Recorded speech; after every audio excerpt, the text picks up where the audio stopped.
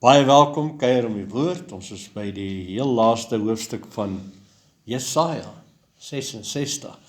Nou in die begin het ons vir julle dit verduidelik, daar is teoloë wat sê die boek Jesaja is eintlik 'n mini-Bybel, want alles wat in Jesaja is wat in die res van die Bybel staan.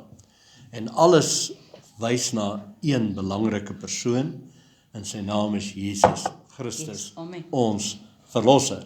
Die opskrif hierso is sondaar word getref, sondaars word getref. Nou die Griekse woord, nou jy weet die Hebreëse woord het ek nou nie, maar die Griekse woord vir sondaar is harmatia, wat beteken mis die beeld van die Vader, wat liefde is, mis die merk, en dit beteken jy mis die vrugte van die Gees, wat is. Liefde is, blydskap is, vrede is, geduld, vriendelikheid. So wanneer jy geduld verloor, harmatia jy, wanneer jy jou vriendelikheid verloor, harmatia jy. Want dit is dit wat mense seer maak. Sonde maak mense seer. En die hele wet hang aan hierdie een groot liefdesgebod. Jesus sê die hele wet hang daaraan. Eerste 5 gedeeltes van die wet, daar's 10 van hulle mos hoofsaaklik, is liefde vir God, en die tweede 5 is liefde vir jou medemens. So, jy kan nie mense seer maak as jy in liefde wandel nie.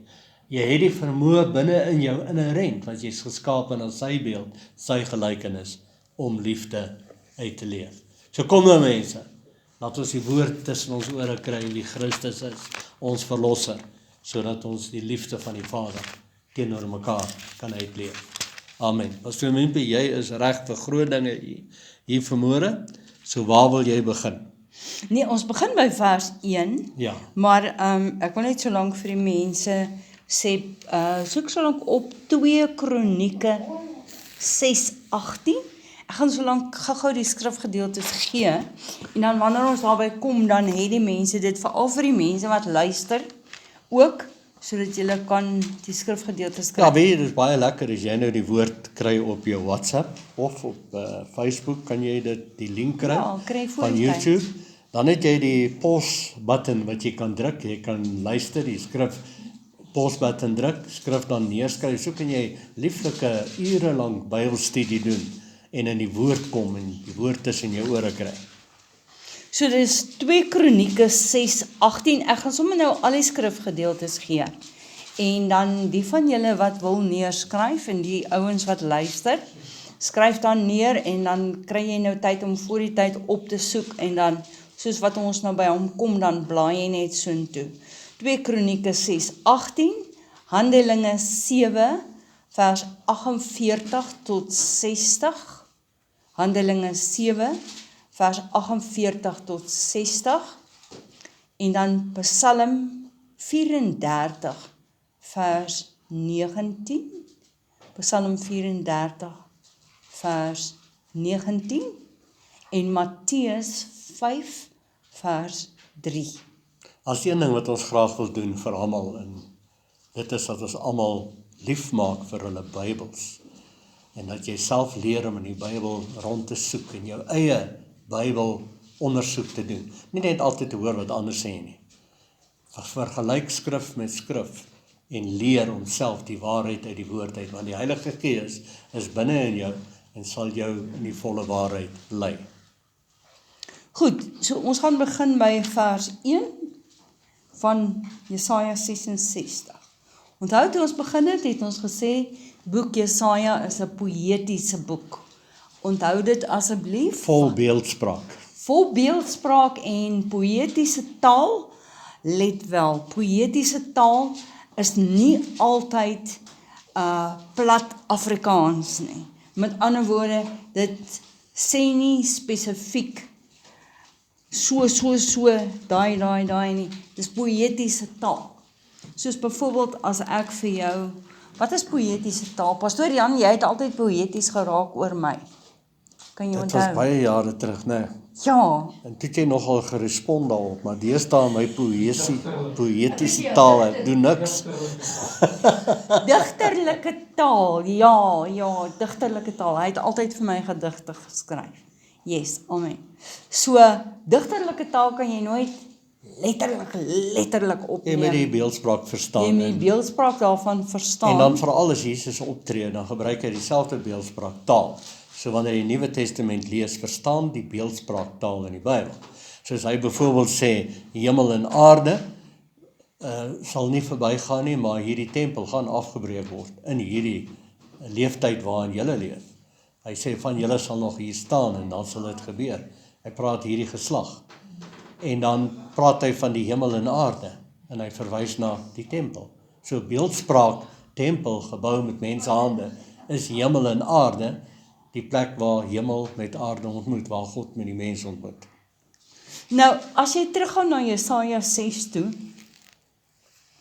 dan sien jy dat Jesaja kom in die tempel en die fisiese tempel in Jerusalem.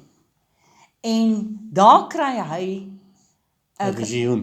'n glimps, 'n visioen, en hy sê, as jy soontoe wil blaai, Ja, dit is baie fantasties daar. dis baie fantasties. Hy sê in die sterfjaar van koning Usia, Jesaja 6, in die sterfjaar van koning Usia. Nou, koning Usia het lank in Juda geregeer, en terwyl hy geregeer het, het dit goed gegaan met Juda. Ja, dis belangrik, Tot. goeie leier, goeie regering, alles gaan goed, ja. Nie soos ons in ons land vandag nie, die leiers is nie so goed nie. Totdat koning Usia op 'n stadium in die tempel ingegaan het, en hy het besluit, hy is moeg om te wag vir die priesters, om wierook te offer aan die Here. En hy het uit sy plek uitbeweeg, en uit sy salwing uitbeweeg, en hy het self die wierook laat opgaan vir die Here. En hy is getref met melaatsheid, en koning Usia het gesterf daarvan. Nou, almal het geweet wat gebeur het. Hier is die fisiese tempel op die aarde, en koning Usia gaan in en hy gaan offer wierook aan God, maar dit het God nie behaag nie, want hy het 'n soort van, Kyk, hy's 'n koning, hy's nie 'n priester nie, so is nie vir 'n koning ja, hy was nie, veroorloof nie. ja, hy het nie deur die reinigingswette gegaan van die priesters nie, hy het gekom uit sy, van, ek is die koning, ek kan doen wat ek wil. Kan jy verstaan, die hoogmoed en die opgeblaasenheid daarvan, het God nie behaag nie, en hy is getref met melaatsheid en hy het gesterf. So, in die sterfjaar van koning Usia, het ek die Here sien sit op 'n hoë en 'n verhewe troon. Onthou dit nou net in die agterkop, koning Usia is nou dood, en almal weet, maar dit het in die tempel gebeur, so die mense is soort van, jy weet, okay, nou sit ons onder 'n koning, en die Assiriërs en die Babiloniërs en al die vyande is rondom hulle. En hy sê, en ek het die Here sien sit op 'n hoë en verhewe troon. Nou, dit was nie die fisiese tempel wat hy die Here sien sit het nie. Verstaan julle? Want die fisiese tempel was daar nie 'n troon waarop God gesit het nie. Dit was net die verbondsark. So, wat het hy in Maar die waarheid gesien? verbondsark verwys na 'n troon dan, waaruit die Here se stem Ja. gekom het. So wat het hy gesien? Kan ek net dit bygooi? Wie is vandag die verbondsark geestelik?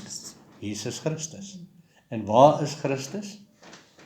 Binne in die tempels. Wie is die tempels? Ek en jy. So waar is die geestelike verbondsark Christus vandag? Binne in ons. Het ek die Here sien sit op 'n hoë en 'n verhewe troon, terwyl hy so met die tempel gevul het. Was 'n hemelse gesig wat hy gesien het, van hoe dit werklik is, en nie hierdie fisiese tempel wat hier op die aarde in Jerusalem gestaan het nie. En serafs het bo hom gestaan, en elkeen het 6 vlerke gegaan. Okay, ek gaan nie verder daar lees Kan nie. ek net gou iets bysit hierso? Yes. In Openbaring, hoofstuk 4, kry ons dieselfde beeldspraak. Yes.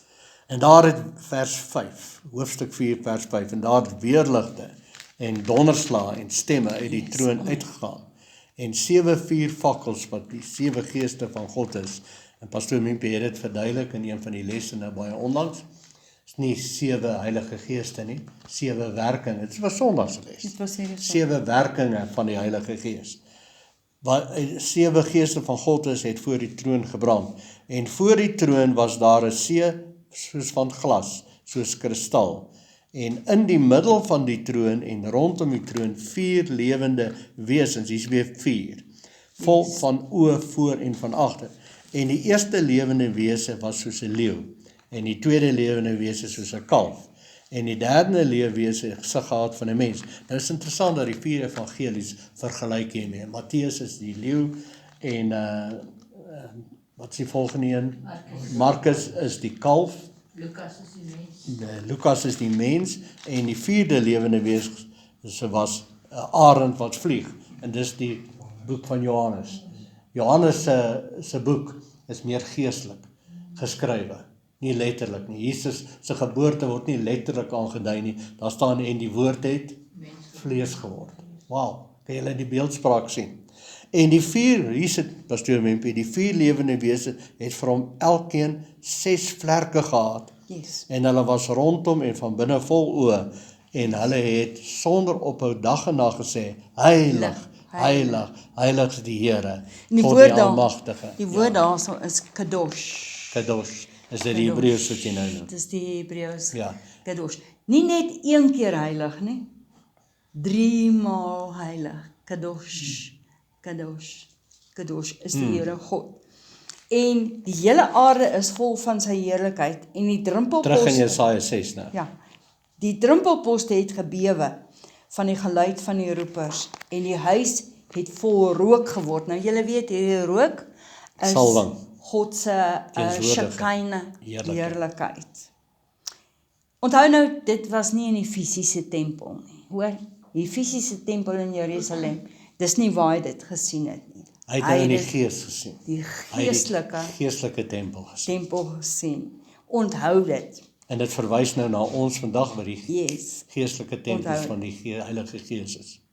Toe het ek gesê, wee my, ek is verlore, want ek is 'n man onrein van lippe en woon onder 'n volk wat onrein van lippe is. Nou dat ek net gou sê, as jy voor God Almagtig staan wat heilig, heilig, heilig is, dan is daar nie 'n manier wat jy gaan probeer om jouself te verontskuldig nie, want God kyk reg deur jou, nê.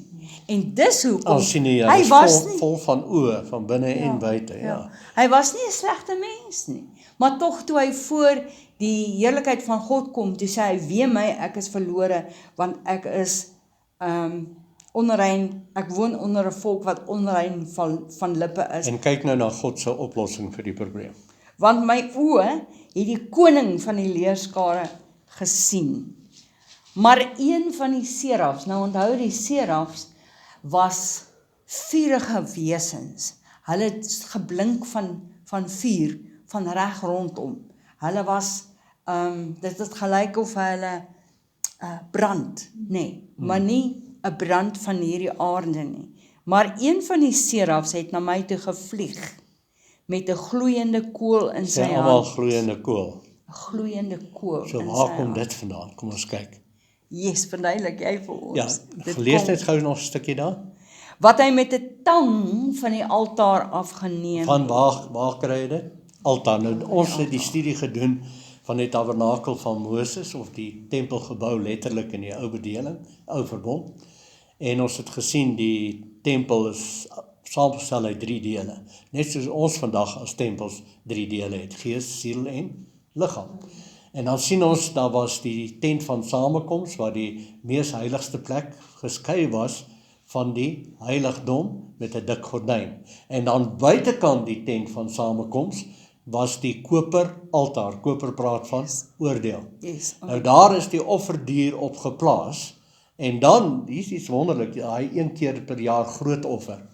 Dan het daar vuur van die versoendeksel, dit is die ark van die verbond, uitgespring, en God self het die offer aan die brand gesteek.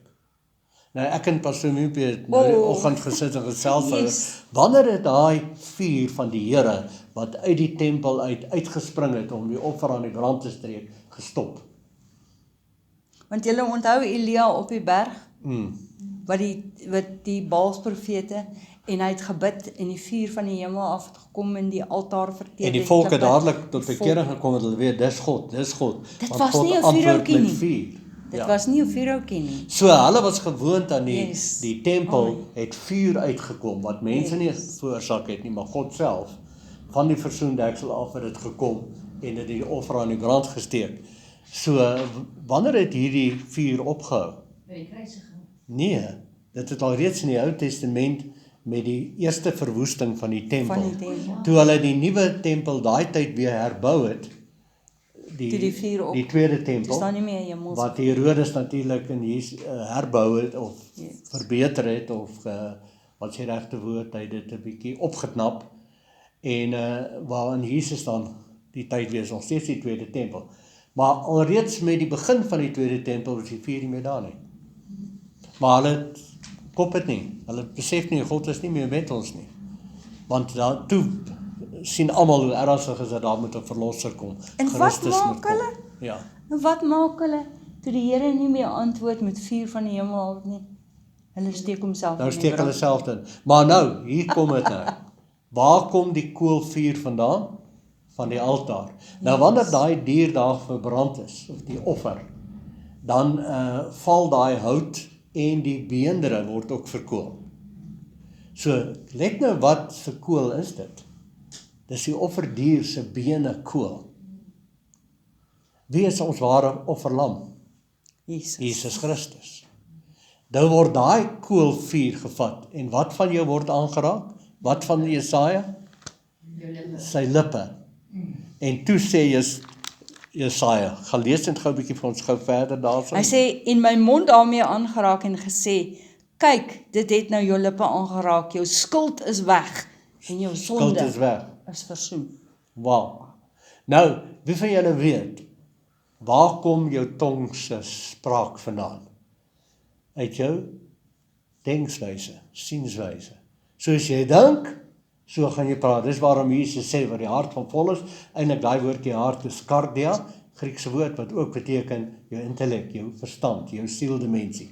Waarvan jou sienswyse vol is, gaan jou mond van oorloop. En Jesus sê ook daar, uit die mond sal jy vrygespreek word, en uit jou mond sal jy veroordeel word. So waar is hierdie koolvuur, het sy tong aangeraak, maar wat is eintlik aangeraak? Sy tussen die ore situasie, sy sienswyse, sodat sy tong kan. En toe kom die Here en die Here sê, wie sal ons stuur? Wow, Wie sal vir ons gaan? Nou hy was eers half onseker, want wie is hy nou? En toe na sy tong aangeraak het, sy sienswyse in Christus gevul is. Want onthou, Christus was toe alreeds. Die Seun van God is nog altyd daar. En Toe antwoord hy. Toe antwoord hy sê, hier is ek, Here, Stuur my. Toe het hy vrymoedigheid. Amen. Amen. So kom ons gaan terug na Jesaja 66 toe. So sê die Here, vers 1, die hemel is my troon en die aarde die voetbank van my voete. Kom ons staan net so 'n bietjie stil daarby. Die hemel is sy troon. Mense, hoe groot is God? En die aarde is die voetbank van sy voete. Nou sê hy, waar is dan die huis wat julle vir my sal bou? Dis lagwekkend. En mense wil tot vandag toe vir God 'n huis, 'n fisiese huis bou. Nou sê die Here, die hemel is my troon en die aarde is die voetbank van my voete. Hoe gaan julle vir my 'n huis bou? Waar? Hoe gaan julle vir my 'n huis bou wat groot genoeg is to contain me? Ja. Yes. En dan waar die plek wat my rusplek sal wees. Nou hierdie is my vreeslik mooi. Yes. Die hemel is die geestelike realm. Dis God is gees. En as jy hom wil aanbid met dit in gees en in waarheid wees. Amen. Dit is Matteus, watter hoofstuk is dit? Matteus 4. Gees en waarheid, ekskuus, ek sê nou met jou. Ja. Ek sal nou sê. Okay. Wag So, nou, kan ek net klaar maak? Ja. Die hemel is my troon. Troon praat van wat? Die plek waar jy sit en regeer. Wie regeer nou deur ons? God. Jesus. So waar is sy troon? In ons gees. Want die Heilige Gees is mos nou in ons. Hy's nie meer in 'n tempel gebou met mense hande nie. Hy's nou in die nuwe tempels vir ons op die dag van Pinkster, Handelinge 2, is die Heilige Gees uitgestort op alle vlees. OK, die aarde, die voetbank en sy voete. OK, so ons is nou sy voete en sy hande. Ons is nou hier op aarde. Hy regeer met sy liefde, sy blydskap, sy vrede, sy geduld, sy vriendelikheid, goedheid, sagmoedigheid, getrouheid en selfbeheersing deur ons. Sê amen. Amen. Nou, waar is die huis vir my? Waar sal ek dit bou? En waar is die plek van my rus? So die Here soek 'n rusplek. En weet jy wat so wonderlik? Hy vind dit nie 'n gebou met mense hande gebou nie. Hy vind sy ware rus, God Almagtig, In jou. binne in my en binne in jou. Can Amen. you believe it? Ek wil net gou teruggaan na So kom nou man, raak nou rustig sodat die Here se rustigheid in jou kan tevoorskyn kom. Die Here in jou maak jou rustig. Dis Sy woord, hierdie woord wat jy nou hoor wie Jesus is, maak jou rustig. Kom ons lees net gou 2 Kronieke 6:18, want anders dan gaan ons verby en dan is dit nie meer Dan mis ons nou toepaslik nie. Ja. Maar sou God werklik by die mense op die aarde woon? Die hemel, ja, die hoogste hemel kan u nie bevat nie. Hoeveel minder hierdie huis wat ek gebou het. Nou veral hierdie, die hemel, ja, die hoogste hemel kan u nie bevat nie. Hoeveel minder hierdie huis wat ek gebou het. En dis waarom dit nie belangrik is. Geboue is nie belangrik nie. Ja, die Here vind sy rus binne in ons. Want Can jy you is sy believe it? tempel. Wow. Ek meen, ons vind ons rus by die Vader. En die Vader kom en hy sê, weet jy wat? Ek vind my rus by jou ook. God Almagtig, kan jy dit, dit's mind-boggling, is dit nie groot nie? Wow. So asseblief man, word jy nou rustig, die Here, daarom, rustigheid kan jy by jou. Amen. En die Here maak jou rustig. Dis al manier hoe jy gaan rustig word, is dat jy toelaat dat die Here se woord jou rustig maak. Ja, maar nou as jy verder lees. Waar Want is my dit? hand het al hierdie dinge gemaak. God se hand het die bome gemaak waarmee hulle die hout gekap het, waarmee hulle die tempel gebou het, waarmee hulle die tempel gebou het en die stene en die wat. En hy het die mense die vermoë gegee om daai stene reg te kap en die planke reg te sny. So alles is die Here. Nou, wat is die rusplek wat God soek by jou? Kyk, hier is die eienskappe wat God soek, sodat hy by jou kan rus, vers 2. Maar op hierdie een sal ek let, op hom wat arm is en verslae van gees en wat bewe vir my woord. Ons sien nou Jesus in die saligspreking wat hy sê wat arm van gees is. Ek dink ons almal iemand wat nou, jy weet, arm van gees is, nou is nie lekker kop nie. Nee, dis nie wat ek bedoel nie. Teken iemand wat besef hoe nodig hy die Here het in sy lewe. Honger is vir die Here. Honger is vir sy woord en sy woord respekteer. Ek hou daarvan. Gaan na Handelinge 7 vers 48. Maar die Allerhoogste woon nie in tempels wat met hande gemaak is nie. Ek hou van. Soos die profeet sê, en dan verwys hy terug na Jesaja 66 toe. Die hemel is my troon en die aarde die voetbank van my voete. Wat 'n soort huis sal julle vir my bou, sê die Here, of hoe danig is die plek van my rus. Nou, ek wil graag vers 50 en 51 ook lees. Het my hand nie al hierdie dinge gemaak nie? Julle hardnekkiges en onbesnedenis van hart en ore, julle weerstaan altyd die Heilige Gees, net soos julle vaders, so ook julle. Dit verwys terug na Jesaja 66 toe, waar die Here sê, dis wat ek soek. Ek soek iemand wat arm van gees is, wat nie vol is van homself nie, wat verslae is van gees, en wat respek het vir my woord. Mr. Wimpy, ek wil net iets ingooi as ek mag. Die aarde is die voetbank van sy voete. Efesiërs 2 is vir my so mooi. En want hy bid eintlik hierso, verligte oë van die verstand, Oh, yes. sodat jy kan dinge besef. En dan gaan hy hier aan praat hy van die groot krag van die Here. En dan sê hy vers 20, wat hy gewerk het in Christus toe hy hom uit die dode opgewek het en hom laat sit het aan sy regterhand in die hemele op hierdie troon. Dis nou Christus, bo alle owerheid en mag en krag en heerskappy en elke naam wat genoem word, nie alleen in hierdie wêreld nie, maar ook in die toekomste.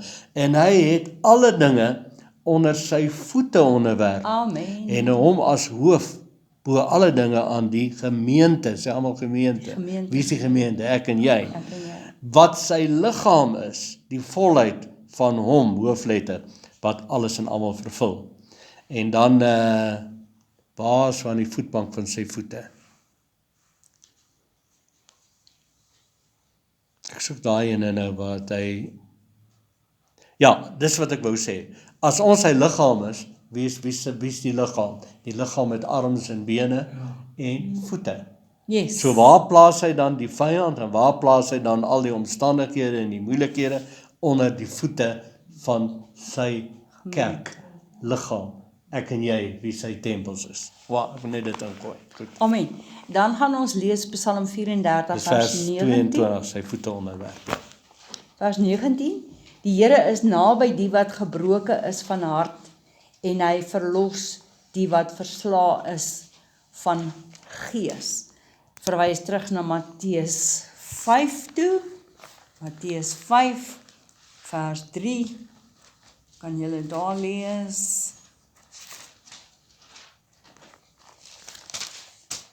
5 vers 3. Dan is ek by Markus. Matteus.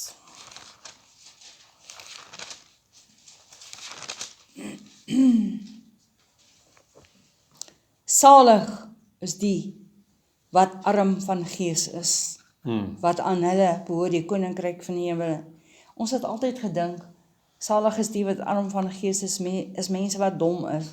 Nee, dis mense wat besef hoe nodig hulle God het. Hoe afhanklik is ons van die woord van die Here en ons kan nie sonder die woord nie. Want hoe ken ons die Vader? Ons ken hom deur Jesus. Hoe ken ons Jesus? Deur die woord. Jesus is die woord. Hy het 'n naam bo elke ander naam wat niemand ken nie. En in Openbaring 19 word die naam geopenbaar. Wat is die naam wat niemand ken nie behalwe hy self? Sy naam is die woord van God. Waarmee is ons nou besig? Die woord. Wow. So in hierdie woord kry jy sy naam. Naam beteken natuur.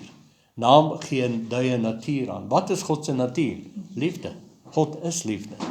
Wat is jou natuur? Geskape na sy beeld. Liefde. Wow. Ken jy sy naam? Ken jy sy liefde? Vers 3, bietjie moeilik om te verstaan. Wie 'n bees as 'n offerslag is soos hy wat 'n man doodslaan. En wie 'n lam offer, soos hy wat 'n hond se nek breek. Wie 'n spysoffer bring, dit is varkbloed. Wie wierook as gedenkoffer bring, is soos hy wat 'n afgod prys. Hou in gedagte wat het ons nou net gelees in vers 2.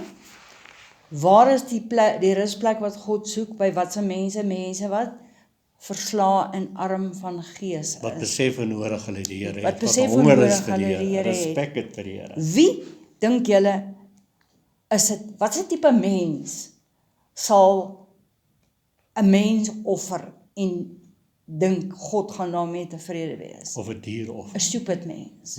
'n Mens wat geen respek het vir God nie, wat geen respek het vir ander mense nie. Nou moet ons ook onthou. Dis die beeldspraak tussen iemand wat nederig van gees is en iemand wat dink ek kan sommer enigiets vir die Here offer. Ag weet jy, ek kan sommer enigiets vir die Here offer. Here sal maar tevrede wees daarmee. Nee, jy verstaan nie.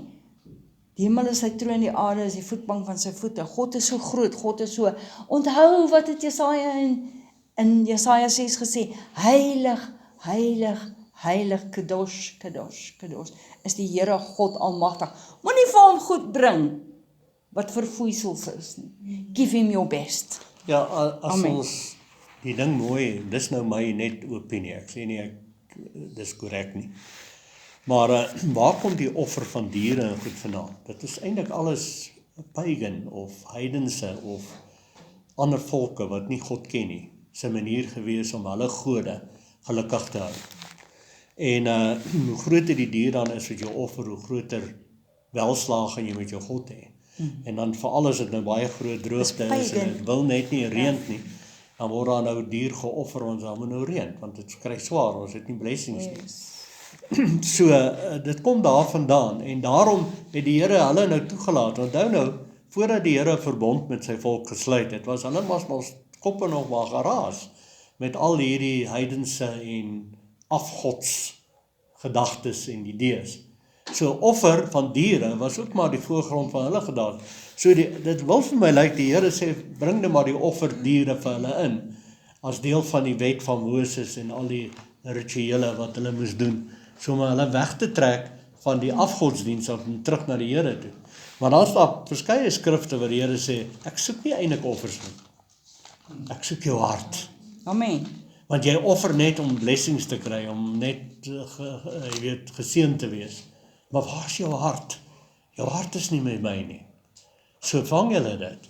En dit is waarom uiteindelik dan Jesus dit afgehandel het as die laaste ware offergawe, wat nie net sondes bedek nie, maar het sondes heeltemal wegneem. Nou weet julle wat, daar's 'n beweging aan die gang, veral in die Joodse nasie, en daar's al baie sogenaamde Christelike kerke wat dit ondersteun, dat daar moet 'n derde tempel, fisiese tempel gebou word. En daar gaan daar weer offergawes gedoen word. Is dit nie 'n klap in die gesig van Jesus, die ware offerlam, wat aan die kruis gaan hang het, ons almal by hom ingeneem het, die ou bedeling afgesluit het, en die nuwe geestelike bediening begin het, bedeling, waarvan ons nou die tempels is. Daar's nie meer kerkgeboue nie, mense.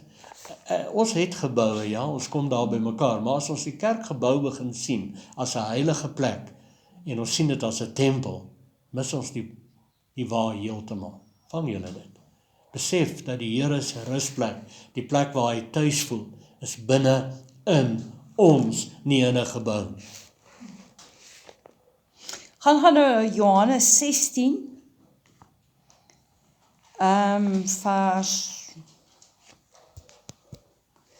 waar is ek nou?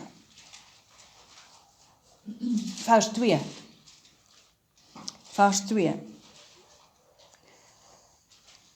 Hulle sal julle uit die sinagoges ban, en daar kom 'n uur. Hou nou in jou agterkop van Jesaja, waar hulle mense begin offer het. Hou dit in jou gedagtes.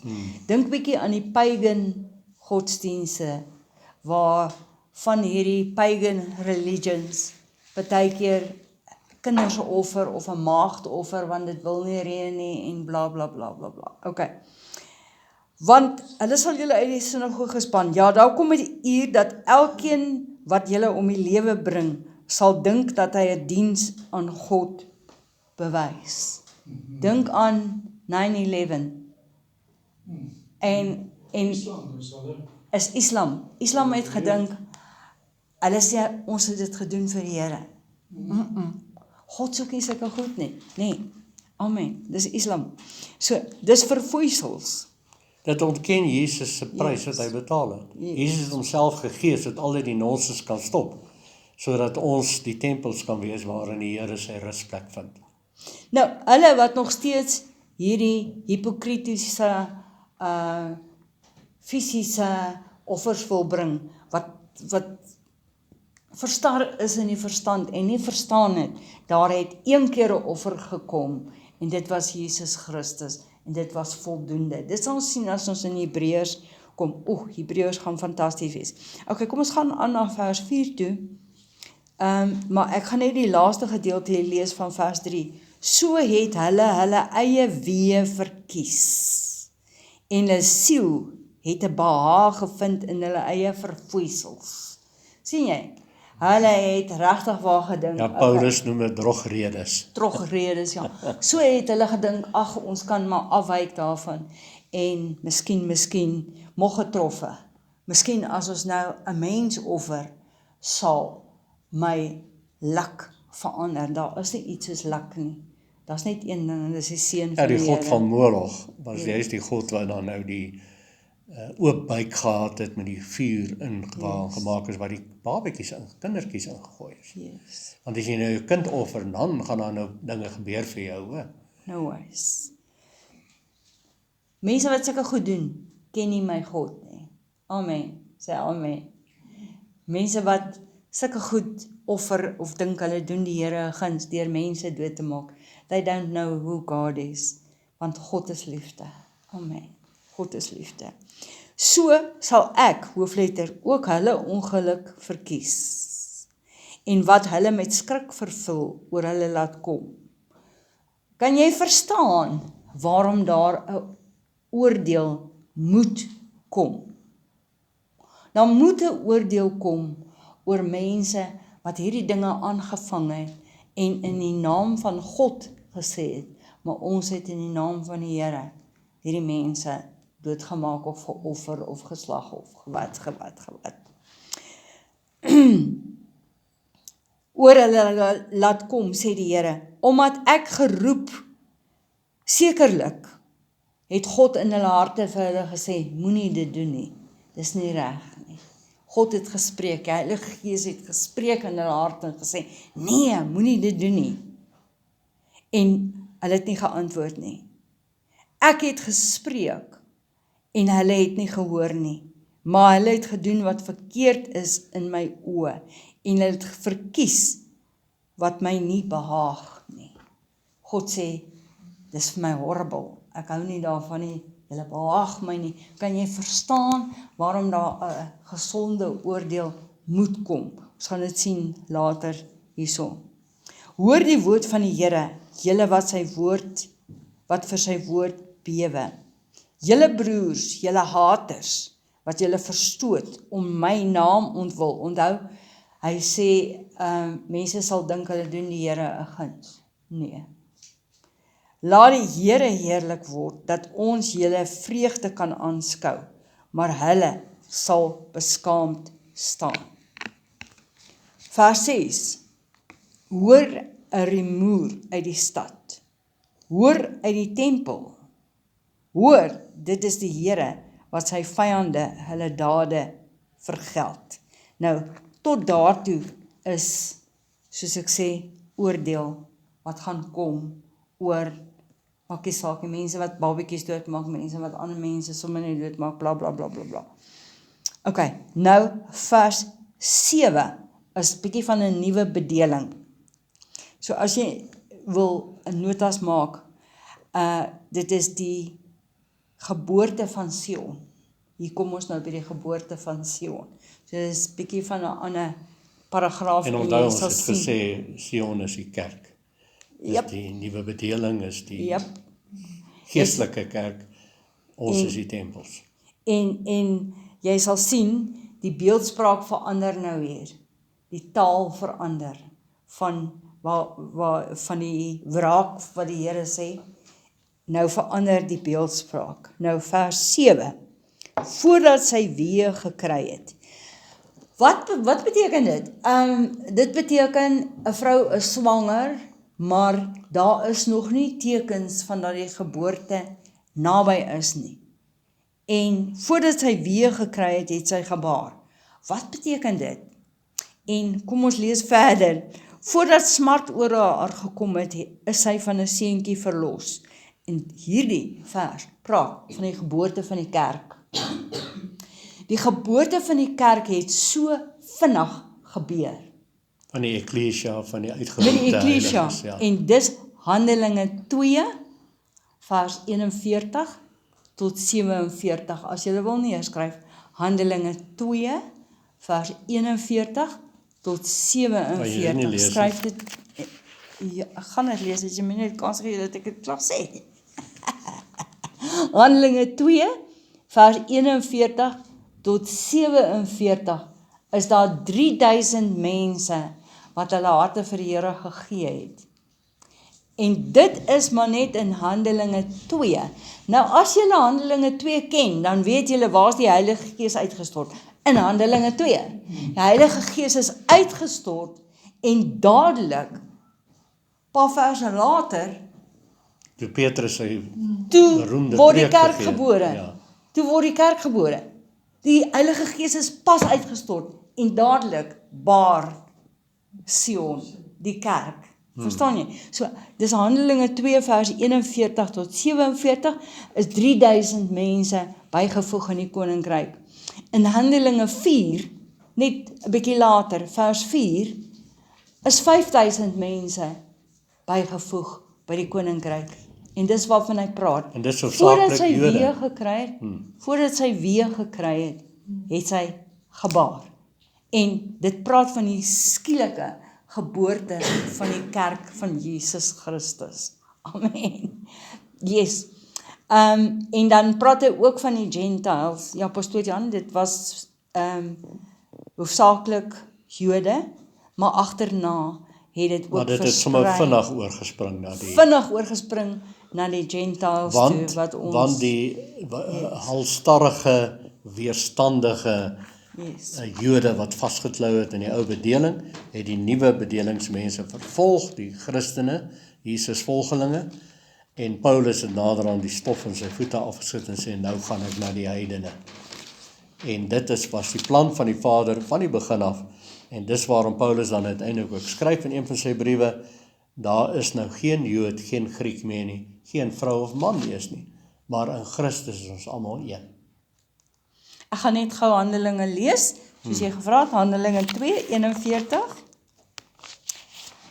Die wat toe sy woord met blydskap aangeneem is gedoop, en daar is op die dag omtrent 3000 siele toegebring. En hulle het volhard in die leer van die apostels. Vers 46, en dag vir dag het hulle eendragtig volhard, en van huis tot huis brood gebreek, en hulle voedsel met blydskap en eenvoudigheid van hart geniet. Hierdie is vir my so mooi, eenvoudigheid van hart, nie ingewikkeld raak nie, wees eenvoudig.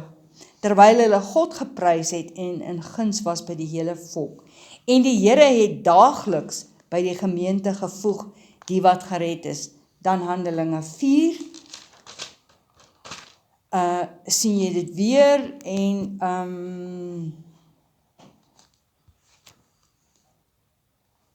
ek het nou nie die versie nie. Ja, goed, ons kan die mense wat Julle kan maar gaan self lees. gaan deurlees en kyk. Hier sy. Weet jy hom? Handelinge 4 vers 4. Sorry, ek het dit hier geskryf. Ek kan nie my eie handskrif lees nie. En baie van die wat die woord gehoor het geglo, en die getal van die manne het omtrent 5000 geword. Ensovoorts. So daar is Die 'n geweldige geboorte. groei dan. Die geboorte Ja, die geboorte, dit van is ja, die kerk. vinnig gebeur, baie vinnig gebeur. Sion. Nou, Sion, en nou baie mense dink, Sion is 'n Joodse terminologie. Nee, Sion is die berg van aanbidding. Ek hou van daai met eens haar kinders gebaar, met eens. Is die berg van aanbidding. Amen. OK. Dit is 'n vinnige En dan- geboorte. Nou, vers 8 sê Jesaja, wie het so iets gehoor? Wie het sulke dinge gesien? Word 'n land, onthou die woord land, op een enkele dag gebore, word 'n nasie, onthou die woord nasie, met een slag gebaar, 'n nasie, 'n nuwe nasie. Ons is 'n nuwe nasie. Word ook 'n land genoem, Ja, word ook 'n land genoem. die beloofde land. Want Sion het weer gekry en met eens haar kinders gebaar. Wow. Pastoor Jan, Hier is baie moois. is baie mooi. Ek wil net iets sê van land. Land word altyd genoem saam met die verbond, saam met die volk. O, En yes. die ou bedeling was dit 'n fisiese land, nuwe bedeling is dit 'n geestelike land. Amen. Wie is die geestelike landman? Jesus Christus. So as jy hom aangeneem het en hy leef binne in jou, is die beloofde landman binne in jou. So waar is jou beloofde land? Jesus. Binne in jou. Ja. Wie soek nog na 'n plek? 'n Ander plek. As ek net 'n ander plek kan kry, sal dit goed gaan met my. Man, stop jou nonsens. Die beloofde landman Christus, die beste plek, die enigste plek is binne in jou. Vat dit, want dis sy rusplek. Hy wil binne in jou rus, sodat jy ook rustig kan wees. Sê amen. Jy gaan nooit gelukkig wees as jy 'n ander plek soek nie. Weet jy waar is die beste plek? Nou, in hierdie oomblik. Die Vader binne in jou. Geniet die Vader binne in jou. Nou, Gaan ons daai noem van Jesus se verheerliking op die berg? Of gaan ons dit spaar vir 'n volgende keer? Want dit is so fantasties. Ek dink ons kan dit spaar vir 'n volgende keer, Ons gaan want dit spaar vir 'n volgende keer. Maar dit pas eintlik so mooi in. Nou maar gooi hom. Die verheerliking van Jesus op die berg. OK, Ja, kom ons gooi hom in. kom ons gooi hom in. Dit is in Matteus. Matteus. En Jesus gaan en hy vat 2 van sy disippels en hulle gaan op die berg. 3 disippels nie. Ek is nou nie seker nie. Ek soek hom gou hierso. En Jesus word verheerlik op die berg. Hy vat hierdie 3 disippels saam Sy- met hom. Dis die wat disippels wat die clouste was, lyk my. Dis Johannes, Petrus en Jakobus, dink ek. En dan vat hulle teen Sy die berg op, gedaante verander. en daar voor hulle, hy seker nou besig om die teenwoordigheid van sy Vader te geniet. Want dis ware gebed en ek en jy kan as gevolg wat Christus gedoen het, vandag in dieselfde ervaring deel. Want sy teenwoordigheid is vir ons ook beskikbaar gemaak. Matteus 17. Ja. Nou Dankie Karen. nou gaan hulle hierdie berg op want die plek is weg te kom van almal af en dis waar Jesus dan nou die teenwoordigheid van die Vader beoefen en geniet. Kan ek hom gou lees? En dan voor hulle oë begin dit gebeur. Jy's reg, is 3 disippels. En na 6 dae het Jesus vir Petrus, Jakobus en Johannes, sy broer, saamgeneem en hulle op 'n hoë berg in die eensaamheid gebring. En hy het voor hulle van gedaante verander en sy aangesig het geblink soos die son en sy klere het wit geword soos die lig. Nou, onthou nou wat het ons gepraat van die belofte? Die beloofde land, wat is die beloofde land? Die beloofde land is 'n Persoon is Jesus en waar is die beloofde land? wow, Binne in jou. wow. En kyk, daar verskyn aan hulle Moses en Elia. Die wet en die Halleluja, profete. die wet en die profete. Wat het Jesus kom doen? Hy het dit kom vervul. Yes. Vang julle dit? Maar wag nou. Moses het gesterf. Hy het die beloofde land van ver af gesien, Hy kon nie ingaan. maar hy kon nie ingaan nie. En hier bring die Here hom, Die wet kan nie die beloofde land Die ingaan. wet kan nie die die beloofde wet en die land. doen van die wet, ja. en net so ook die profeet Ek Elia. moet iets doen om iets te wees. Die waarheid in geloof in Christus, ek is dit klaar. Ek is dit klaar. Wanneer gaan jy gelukkig wees? Ek is dit klaar. Goed. So, hoekom was dit nie Dawid en Salomo of Salomo, Dawid en Gideon of dit is juist die Moses, die dis wet juist die wet en die profete. Die persoon wat nooit die belofte kon ingaan nie, Moses en Elia wat weggeneem is met 'n wa en perde van vuur voordat hy sy werk basies klaar gedoen het. en die wet en die profete, die ou bedeling, die Ou Testament, is alles prentjies en voorbeelde en tipes wat wys na wie? Die ware Christus, wat die oplossing van alles. Hier kom die ou bedeling en hulle ontmoet die nuwe bedeling. En dit lyk vir my, Pastor Mimpie, dis asof hulle afskeid neem. En Jesus neem afskeid van die ou bedeling. Hallo? Nou in Hebreërs gaan ons sien dat die oue is aan die verbygaan totdat dit eintlik tot niet is, want die nuwe is al wat gaan oorbly. En dit het nou klaar reeds gebeur meer as 2000 jaar terug. Nou, hulle was in gesprek met Jesus. Nou, Ek wonder waaroor het hulle praat. die Bybel sê waaroor het hulle Goed. gepraat. Gooi hom. Hulle het gepraat van dat Jesus gaan nou moet sterf. Maar die woord sterf wat hulle daar gebruik het, is nie die woord death nie. Die woord is Exodus. Wat beteken Wat vir jou Exodus? sê, dis 'n uitgaan van die ou en 'n ingaan in die nuwe. Onthou nou Jesus se prediking. Amen. Hoe begin Jesus? Johannes die Doper doen dieselfde, Jesus doen dieselfde. Wat sê Jesus? Eerste woorde. Verander dramaties jou sienswyse, metanoia, bekeer. Verander jou sienswyse. Want die nuwe bedeling is nou hier. Die nuwe bedeling is nie ver nie, dis op hande, dis hier. En dan gaan dit aan. Sien, dis 'n uittog uit die ou bedeling, Ou Testament, na die nuwe bedeling. Wat is die nuwe bedeling se wet? Wet is nou in jou hart geskrywe. Jy is dit nou. Wat is die wet? Liefde. Jesus sê die wet hang in 2 dele. Liefde vir God, liefde vir die mens. So as jy liefde in jou hart het, kan jy oortree. Kan jy iemand seermaak? Nee, jy kan nie. Goed? Ek gaan afsluit, daar's nog baie wat mense daaroor kan sê, maar ek gaan afsluit daarmee, dat hier staan Moses, hy het nooit die beloofde land ingegaan nie, en hier staan Jesus by hom.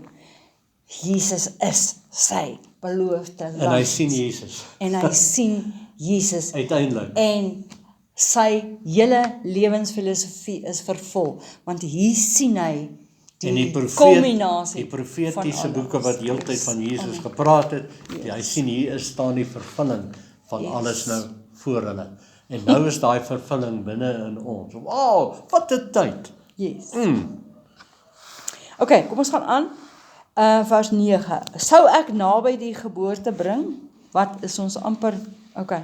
Sou ek naby die geboorte bring en nie laat baar nie, sê die Here, of sou ek wat laat baar self toesluit, sê jou God. En wat is die antwoord? Wat is die antwoord? Sal God nie laat daar mense gebore word nie, selfs uit ander volke uit? Nee, God sal nie. Praat van geestelike wedergeboorte. God sê, dis vir almal. Amen. Wees bly saam met Jerusalem en juig oor haar, almal wat haar liefhet. Wees vrolik saam met haar, baie vrolik, almal wat oor haar treur. Praat van die haar is wie? Die bruid. Ons sien in kerk. Openbaring, wat sit Openbaring 21 of is dit 22? Kom ek kyk gou weer net daarna, as ek net dit weer bietjie ingooi.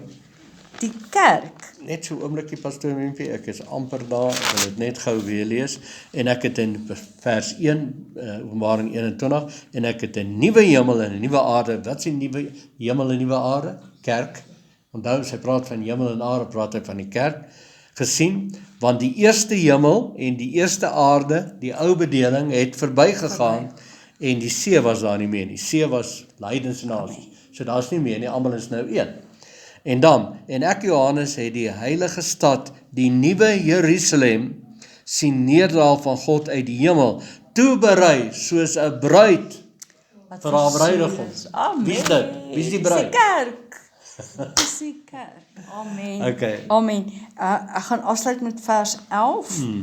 Sodat jy kan suig en versadig word aan die bors van haar vertroostinge. Voed jouself met woorde van geloof. Amen. Sodat jy kan uitdrink en julle verlustig in die oorvloed van haar heerlikheid. Praat van hierdie woord. En ons sluit af. Wow. Vader, dankie vir hierdie Dankie, Here, woord. vir die woord. Hierdie woord is kostelik, dis kosbaar, dis voeding, dis vertroosting. Dit bring ons in die rus, die Christus is. Ons sien dit in voltooiing, afgehandel. En dankie Here, ons het dit, ons vat dit nou. Die belofte het 'n besitting geword. En in geloof gryp ons dit met albei hande vas. Ons het groot respek vir u woord, Here. Ons is honger vir die woord, Here. En ons bid nou vir jou wat luister, dat daar groot honger in jou opstaan. Yes, dankie, En dat jy nie genoeg kan kry nie, en dat jy woord, sal drink van die borste van hierdie woord. Laat dit jou voed. Dat jy sal sterk word in die woord wie Christus is. En die nuwigheid van die Gees in jou sal ervaar. Dankie. Ons loof en prys die Here in Jesus naam. En almal sê Amen.